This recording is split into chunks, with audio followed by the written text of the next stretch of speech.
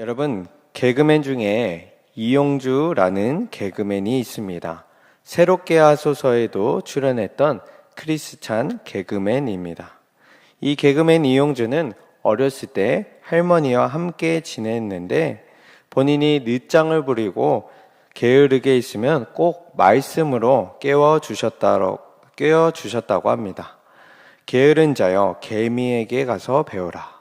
그리고 오늘 본문 말씀인 좀 더 자자, 좀 더 누워있자 하면 빈궁이 도적같이 온다. 이 말씀을 계속 반복하며 깨워주셨다라고 합니다. 여러분, 잠언의 많은 말씀들은 우리가 이미 알고 있는 내용과 교훈을 가지고 있습니다. 그러나 우리는 이 말씀을 가까이 해야 합니다.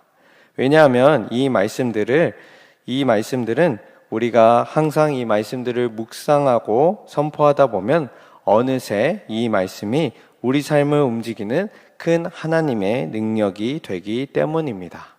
하나님의 말씀을 내 삶에 가까이 하는 저와 여러분들 되게 축복합니다. 우리는 어제 살펴본 본문을 통해서 개인적인 감정을 갖고 원수를 정죄하고 원수가 잘못됐을 때 기뻐해선 안 된다라는 걸 깨달았습니다. 그러나 이것은 아예 올바른 분별을 하지 말아야 한다라는 뜻은 아닙니다. 우리는 공동체 안에서 꼭 명확히 분별하거나 판단해야 될 만한 그런 상황이 벌어집니다. 그때 우리는 하나님께서 가르쳐 주시는 기준을 갖고 올바른 판단을 해야 합니다. 23절의 말씀을 우리 같이 한번 읽어보겠습니다. 23절 같이 읽겠습니다. 시작. 이것도 지혜로운 자들의 말씀이라 재판할 때에 낯을 보아주는 것이 옳지 못하니라. 아멘. 여러분, 재판할 때에는 기준이 명확해야 합니다. 내 감정이 기준이 되어서도 안 되고 내 지인이라는 인맥, 또 어떤 사람의 편을 들어주면 나에게 유익이 오는지도 기준이 되어선 안 됩니다.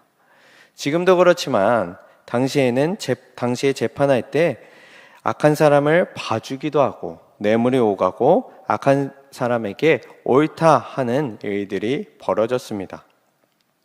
여러분, 하나님은 악에는 우리가 어떻게 해야 되는지 명확한 기준을 우리에게 말씀하시는데 25절의 말씀도 우리 같이 한번 읽어보겠습니다. 25절입니다. 오직 그를 견책하는 자는 기쁨을 얻을 것이요 또 좋은 복을 받으리라. 아멘. 하나님은 악한 사람을 향하여 그 죄를 봐주는 것이 아니라 견책해야 된다라고 말씀하고 계십니다. 그리고 또 그 악한 사람이 만약 나에게 소중한 사람일지라도 더 죄를 그냥 덮어주기보다 정확히 죄를 알려주어야 된다. 나와 가까운 지인일지라도 그 사람의 죄를 명확하게 얘기해 주어야 한다라고 말씀하시는 것입니다. 여러분, 베드로는 예수님을 만나 예수님이 어떤 분인지 그의 삶 속에서 체험했습니다.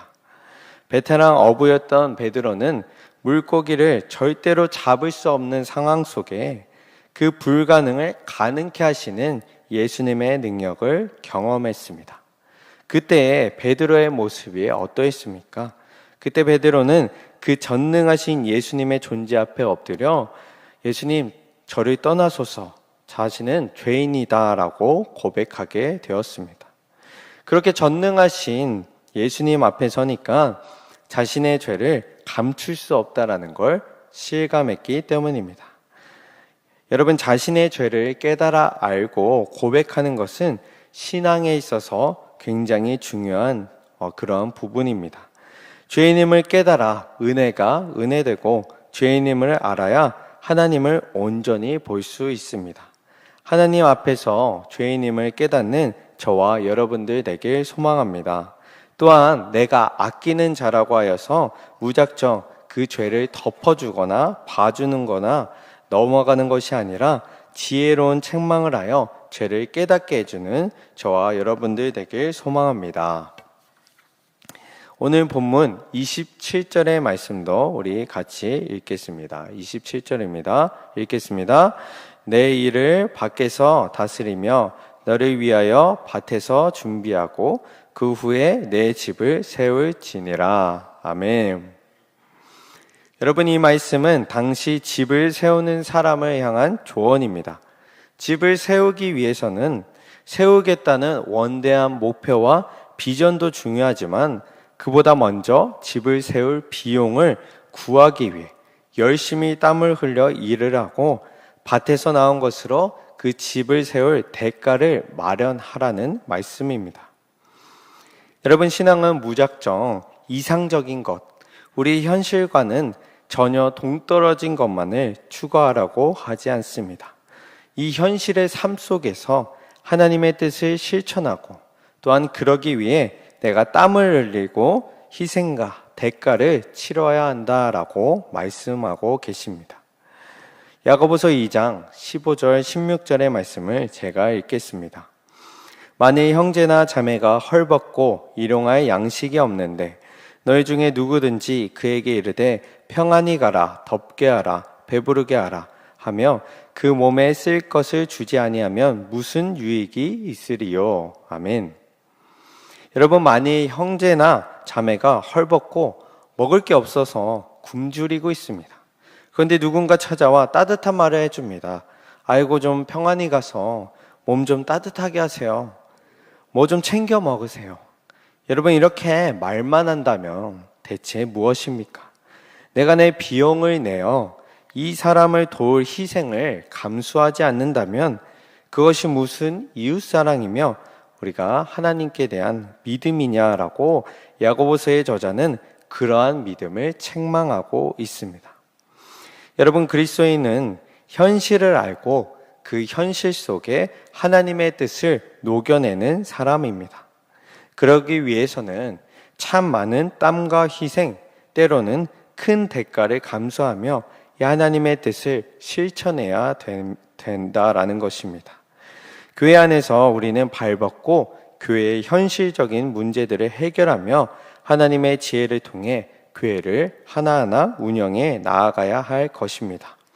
또한 교회 밖에 있는 이웃과 하나님께서 나에게 보내주신 도움이 필요한 이들에게 그들에게도 말뿐만이 아니라 실제 도움과 사랑을 실천할 때 바로 믿음과 행함이 균형을 이루는 건강한 신앙을 우리가 갖게 될 것입니다. 저와 성도인들 모두 치열하게 복음대로 살고 하나님의 뜻을 교회와 삶 가운데 이뤄나가시길 주님의 이름으로 축복합니다. 오늘 본문 31절의 말씀도 우리 같이 한번 읽어보겠습니다. 31절입니다. 읽겠습니다. 가시덤불이 그 전부에 퍼졌으며 그 지면이 거친 풀로 덮였고 돌담이 무너져 있기로. 아멘. 여러분, 게으르고 지혜 없는 자의 포도원은 금세 그 결과가 보이게 됩니다. 금세 가시덤불이 퍼지고 돌담이 무너져 내립니다. 여러분, 교회의 시설과 환경은 아무런 관리 없이 돌보는 손길 없이 유지되지 않습니다. 누군가는 교회를 청결하게 하고 누군가는 교회의 시설물과 안전을 체크하고 누군가는 교회의 예배 환경을 살피기 때문에 교회가 문제없이 유지되는 것입니다. 그런데 이러한 관리가 교회 건물에만 필요한 것이 아닙니다. 감리교회 창시자 존 웨슬리는 메소디스트 공동체를 만든 후에 그 공동체를 그저 방치하거나 내버려 두지 않았습니다. 신도회를 만들어서 공동체를 세우고 신앙교육 및 지속적인 관리를 했습니다.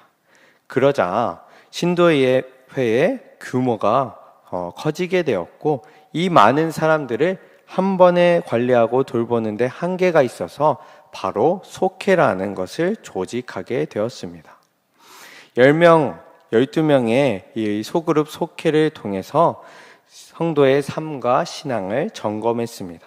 속회 안에 서로 모여 죄를 진실하게 고백하고 중보해주며 속회 가운데 어려운 이들을 도와주었습니다. 여러분, 신앙은 알아서 그냥 잘하게 하면 성장하는데 한계가 있습니다.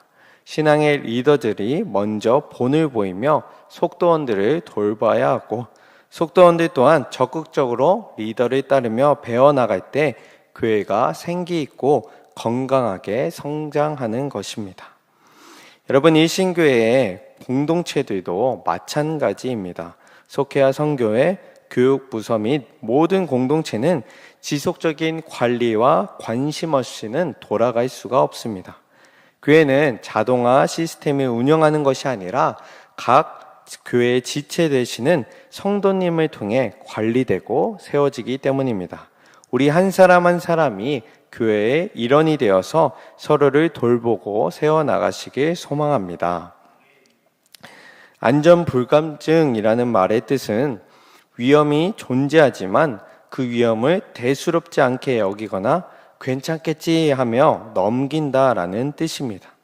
우리가 교회를 아끼는 마음을 갖지 않고 교회를 돌보는 그런 실천을 하지 않으면 교회 안에 생길 수 있는 여러 안전 문제와 위험에 쉽게 노출될 수 있습니다. 작은 관심이라도 갖고 교회에 정리 안 되어 있는 부분에 있으면 그것을 치우거나 교회의 문제를 보고 지나치지 않고 알리는 등 작지만 교회를 지켜나가는 우리 모두가 되길 소망합니다.